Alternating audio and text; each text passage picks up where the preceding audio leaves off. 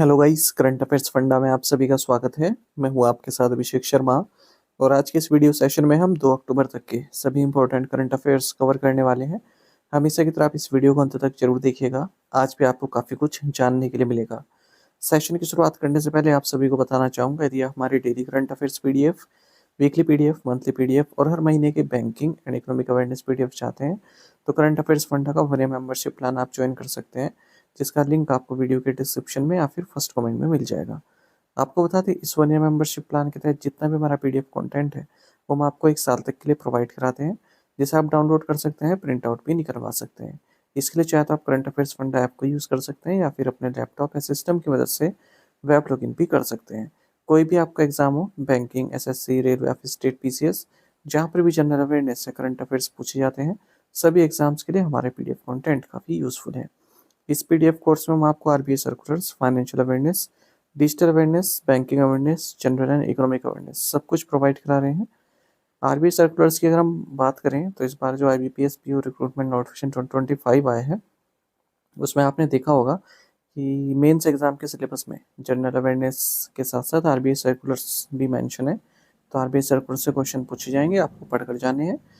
RBI circulars आप RBI की website से पढ़ सकते हैं, वहाँ पर अवेलेबल रहते हैं। पर प्रॉब्लम यह है कि आप एस्पिरेंट्स लोगों के लिए काफ़ी टाइम कंज्यूमिंग हो जाएगा अगर आप आरबीआई सर्कुलर्स खुद से पढ़ते हैं, क्योंकि एक तो लेंदी होते हैं, दूसरा फाइनेंशियल और इकोनॉमिक टर्म्स काफ़ी यूज़ होती हैं इनमें।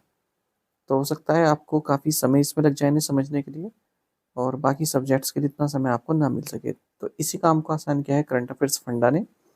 हमने इन सभी आरबीआई सर्कुलर्स को काफ़ी इजी शब्दों में, काफ़ी आसान शब्दों में कह सकते हैं, काफ़ी सरल शब्दों में पीडीएफ फॉर्मेट में रेडी किया है। और जब भी आप आरबीआई सर्कुलर पढ़ेंगे उसी के साथ आपको एमसीक्यू से मिल जाएंगे। तो ऐसे एक आरबीआई सर्कुलर आपने पढ़ा, साथ में ही आप प्रैक्टिस करने के लिए एमसीक्यू से मिल जाएंगे। तो इस तरह से सारे आरबीआई सर्कुलर्स आपके अच्छे से तैयार हो जाएंगे। पूरे पिछले 5-6 महीनों के हमने रेडी किए हैं। बाकी फाइनेंशियल अवेयरनेस है इसमें, और बैंकिंग अवेयरनेस पहले हम अलग से देते थे, लेकिन अब इसी कोर्स में हमने इंक्लूड कर दिया है। कंप्लीट बैंकिंग अवेयरनेस पढ़ाया गया है, न केवल आपके बैंकिंग मेंस एग्जाम के लिए, बल्कि अगर आप बैंकिंग इंटरव्यूज देते हैं जैसे SBI PO, IBPS PO, RRB PO, even RBI grade भी, इन इंटरव्यूज में जो बैंकिंग नॉलेज आपसे पूछी जाती है उसे भी आप आंसर कर पाएंगे इस कोर्स को पढ़कर। और एसएससी, रेलवे, स्टेट पीसी जैसे एग्जाम्स में जो इंडियन इकोनॉमी आपसे पूछी जाती है वो भी आप कर देंगे, क्योंकि इंडियन इकोनॉमी कंप्लीट पढ़ाई गई है। इंश्योरेंस से संबंधित एक डेडिकेटेड चैप्टर इसमें दिया गया है, इंश्योरेंस के बेसिक्स आपके क्लियर हो जाएंगे। तो ए टू जेड सब कुछ आपको एक ही पीडीएफ कोर्स में हम प्रोवाइड करा रहे हैं, वो भी 1 साल की वैलिडिटी के साथ। तो 1 साल तक जितने भी आपके एग्जाम्स होंगे जहाँ पर भी करंट अफेयर्स या जनरल अवेयरनेस पूछी जाती है, केवल यही कोर्स आपका इनफ रहने वाला है। करंट अफेयर्स फंड ऐप पर आपको एक कोर्स मिल जाएगा। ऐप का लिंक वीडियो के डिस्क्रिप्शन में दिया गया है और फर्स्ट कमेंट में भी पिन कर दिया गया है। लिंक पर क्लिक कीजिए, ऐप को इंस्टॉल कीजिए, लॉगिन करने के बाद ये कोर्स आप बाय कर सकते हैं। कोई भी डाउट हो आपका तो ये हमारा कस्टमर केयर नंबर है 8448169188, इस पर आप कॉल कीजिए या फिर व्हाट्सएप करके भी जानकारी प्राप्त कर सकते हैं। तो बिना किसी देरी के शुरुआत करते हैं इस वीडियो सेशन की। सेशन की शुरुआत हमेशा की तरह क्वेश्चन ऑफ द डे से करेंगे, जिसका आंसर आपको अभी कमेंट बॉक्स में करना है। पूछ रहे हैं कि संयुक्त राष्ट्र विश्व पर्यटन संगठन का मुख्यालय कहाँ है? Where is the headquarters of the United Nations World Tourism Organization located?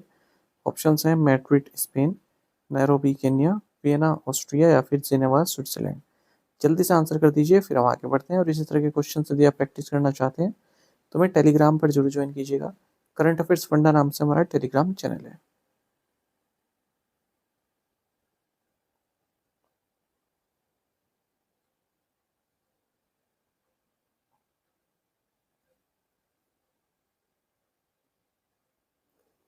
Who has assumed charge as the new Director General of the National Cadet Corps (NCC)?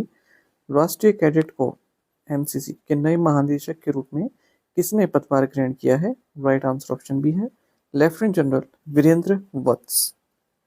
Lieutenant general Virendra वत्स ये डायरेक्टर जनरल बनाए गए हैं national cadet corpse NCC के, और इस post पर lieutenant general Gurbir Gurbir Pal Singh को ये सक्सीड कर रहे हैं। जो एनसीसी है इसका मोटो है unity and discipline. Indian armed forces का यूथ विंग है, हेडक्वार्टर्स न्यू दिल्ली में है। School and college students voluntary basis पर इसे ज्वाइन कर सकते हैं। एनसीसी की स्थापना 1948 में हुई थी। Who is Shirish Chandra Murmu replacing as deputy governor of RBI? Shirish Chandra Murmu RBI के डिप्टी गवर्नर के रूप में किसकी जगह ले रहे हैं? ऑप्शंस आपके सामने है। सही आंसर ऑप्शन डी है, M Rajeshwar Rao. Government of India ने शिरीष चंद्र मुर्मू, जो कि एग्जीक्यूटिव डायरेक्टर हैं रिजर्व बैंक ऑफ इंडिया में, इन्हें डिप्टी गवर्नर नियुक्त किया है 3 साल के पीरियड के लिए। 9 अक्टूबर 2025 से इनकी ज्वाइनिंग होगी और इस पोजीशन पर ये एम राजेश्वर राव को रिप्लेस कर रहे हैं। करंट डिप्टी गवर्नर्स की बात करें तो कौन कौन है? एक तो शिरीष चंद्र मुर्मू होंगे अब, और T Ravishankar, Swaminathan J and Poonam Gupta. In which Indian state was the 2-day blue economic conclave held? 2 दिवसीय ब्लू इकोनॉमिक कॉन्क्लेव किस भारतीय राज्य में आयोजित किया गया? राइट आंसर ऑप्शन ए है, केरल। तो 2 दिन तक चलने वाली ब्लू इकोनॉमिक कॉन्क्लेव को ऑर्गेनाइज किया गया है केरल में। 29 यूरोपियन कंट्रीज ने इस कॉन्क्लेव में पार्टिसिपेट किया है। इस कॉन्क्लेव का टाइटल रहा ब्लू टाइड्स, 2 शोर्स, 1 विजन। तो केरल का जो फिशरीज डिपार्टमेंट है, union government and European union के साथ मिलकर इसको ऑर्गेनाइज किया है। What is the amount of monetary penalty imposed by RBI on Indian Overseas Bank? भारतीय रिजर्व बैंक ने इंडियन ओवरसीज बैंक पर कितना मौद्रिक जुर्माना लगाया है? राइट आंसर ऑप्शन डी है, 31.80 lakh rupees. Reserve Bank of India ने 31.80 लाख रुपए की मॉनेटरी पेनल्टी लगाई है इंडियन ओवरसीज बैंक पर, क्योंकि रिजर्व बैंक ऑफ इंडिया के जो डायरेक्शंस हैं priority sector lending targets and classification से रिलेटेड, उनका अनुपालन या उनका कंप्लायंस नहीं किया है इंडियन ओवरसीज बैंक ने। बाकी किस धाराओं में लगाई है वो भी आप देख सकते हैं। बैंकिंग रेगुलेशन एक्ट 1949 की किन धाराओं में ही लगाया गया है। Who receive the national geo science award for life time achievement 2024? राष्ट्रीय भूविज्ञान पुरस्कार लाइफ टाइम अचीवमेंट 2024 किसे मिला है? राइट आंसर ऑप्शन डी है, प्रोफेसर श्याम सुंदर राय। नेशनल जियो साइंस अवार्ड 2024 ये मिनिस्ट्री ऑफ माइंस द्वारा दिए जाते हैं और राष्ट्रपति भवन में president of India Droupadi Murmu द्वारा दिए गए हैं। 12 अवार्ड्स टोटल दिए गए हैं, जिनमें 9 इंडिविजुअल को दिए गए हैं, 3 टीम अवार्ड्स हैं और टोटल 20 जियो साइंटिस्ट हैं जिन्हें सम्मानित किया गया इन अवार्ड से। तो अवार्ड की कैटेगरीज 3 हैं। पहली है national geo science award for life time achievement, ये 1 पर्सन को दिया गया है। नेशनल जियो साइंस अवार्ड ये 10 लोगों को दिया गया है। National young geoscientist award ये भी 1 पर्सन को दिया गया है। तो लाइफ टाइम अचीवमेंट दिया गया है प्रोफेसर श्याम सुंदर राय को। National young geoscientist award दिया गया है सुशोभन नियोगी को। Where is the principal bench of goods and services tax appellate tribunal located? वस्तु एवं सेवा कर अपीलीय न्यायाधिकरण की प्रधान पीठ कहाँ स्थित है? राइट आंसर ऑप्शन सी है, new Delhi. The union minister for finance and corporate affairs Nirmala Sitharaman, इन्होंने न्यू दिल्ली में goods and services tax appellate tribunal GSTAT को लॉन्च किया है। ये एक स्टैट्यूटरी अपीलेट बॉडी है जिसकी स्थापना goods and services tax act 2017 के तहत की गई थी और जो भी ऑर्डर पास किए जाते हैं जीएसटी अपीलेट अथॉरिटीज़ के द्वारा, उनके अगेंस्ट जो भी पार्टी है वो अपना केस कर सकती है या फिर अपनी अपील कर सकती है। एक तरह का इंडिपेंडेंट फोरम है जहाँ पर टैक्स पेयर्स को जस्टिस मिल सकता है। इसकी प्रिंसिपल बेंच न्यू दिल्ली में है और 31 स्टेट बेंचेस हैं 45 लोकेशंस पर। हर एक बेंच में 2 जुडिशियल मेंबर्स होते हैं, 1 टेक्निकल मेंबर और 1 टेक्निकल मेंबर स्टेट से, 1 टेक्निकल मेंबर सेंटर से। India has been re-elected to part second of which UN specialised agency? Bharat को संयुक्त राष्ट्र की किस विशेष एजेंसी के भाग सेकंड में पुनः चुना गया है? राइट आंसर ऑप्शन सी है, ICAO। भारत को council of international civil aviation organization ICAO, जो कि स्पेशलाइज्ड यूएन एजेंसी है, इसके पार्ट सेकंड के लिए री-इलेक्ट किया गया है। पार्ट सेकंड में वो स्टेट्स हैं जो लार्जेस्ट कंट्रीब्यूटर रहे हैं इंटरनेशनल सिविल एयर नेविगेशन की फैसिलिटीज़ के लिए। और ये इलेक्शन हुआ है मॉन्ट्रियल में, जहाँ पर भारत को री-इलेक्ट किया गया है। ICAO असेंबली की बात करें हर 3 साल में कन्वेन की जाती है। 193 सिग्नेटरी स्टेट्स हैं जो शिकागो कन्वेंशन के। 36 member ICAO council elected by 193 member state assembly serve as a governing body for 3-year term. What was the index of industrial production growth rate in August 2025? अगस्त 2025 में औद्योगिक उत्पादन सूचकांक की वृद्धि दर क्या थी? राइट आंसर ऑप्शन बी है 4%। तो इंडेक्स ऑफ इंडस्ट्रियल प्रोडक्शन, इसका क्विक एस्टिमेट हर महीने की 28वीं तारीख को दिया जाता है। आईआईपी ग्रोथ रेट अगस्त 2025 के लिए 4% रही है, जुलाई में ये 3.5% थी। 3 सेक्टर्स की अगर हम ग्रोथ रेट देखें, माइनिंग की तो 6%, मैन्युफैक्चरिंग की 3.8%, इलेक्ट्रिसिटी की 4.1% रही है अगस्त 2025 में। क्विक एस्टिमेट्स ऑफ आईआईपी ये 151.7 है 2025 में, जबकि अगस्त में 145.8 था। और बाकी माइनिंग 113.5, मैन्युफैक्चरिंग 151.6 और electricity 221.1। How long will the RBI's scheme for facilitating accelerated payout in operative accounts and acclaimed and deposits remain operational? RBI की त्वरित भुगतान की सुविधा, निष्क्रिय खाते और दावा न की गई जमा योजना कब तक चालू रहेगी? राइट आंसर ऑप्शन है 1 year. Reserve Bank of India ने फैसिलिटेटिंग एक्सीलरेटेड पे out in operative accounts and unclaimed deposit नाम से एक स्कीम अनाउंस की है। इसका ऑब्जेक्टिव है बैंक्स को इनकरेज करना कि जो भी ऐसे कस्टमर्स हैं या डिपॉजिटर्स हैं जिन्होंने अपने बैंक अकाउंट को ऑपरेट नहीं किया है जबकि उनके पैसे उसमें पड़े हुए हैं, ठीक है, तो कोशिश की जाए कि वो अपने अकाउंट को रीएक्टिवेट करें और जो भी उनके अकाउंट में पैसा है उसे अपना ले लें, मतलब उसे निकाल लें, ठीक है, या फिर जो भी amount depositors education awareness fund में रखा हुआ है उस पर अपना क्लेम करें। स्कोप एंड कवरेज देखें तो ये सभी बैंक्स जो कि रजिस्टर्ड हैं डिपॉजिटर एजुकेशन अवेयरनेस फंड से, उनके लिए एप्लीकेबल है।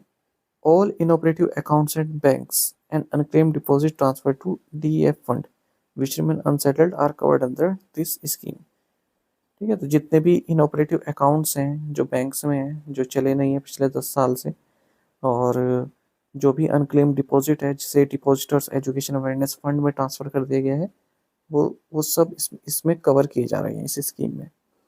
1 साल तक के लिए ये स्कीम 1 अक्टूबर 2025 से 30 सितंबर 2026 तक। बाकी सबमिशन ऑफ क्लेम्स है, बैंक्स को सबमिट करना होगा अपना जो भी पे आउट क्लेम है क्वार्टरली बेसिस पर एक प्रिस्क्राइब्ड फॉर्मेट में। Depositor education and awareness fund की बात करें, रिजर्व बैंक ऑफ इंडिया द्वारा इस फंड को मैनेज किया जाता है। इसमें अनक्लेम डिपॉजिट्स रहते हैं जो भी बैंक्स द्वारा भेजे जाते हैं, और इसको इस्टेब्लिश किया गया था आरबीआई द्वारा 2014 में। What was India's external debt at the end of June 2025?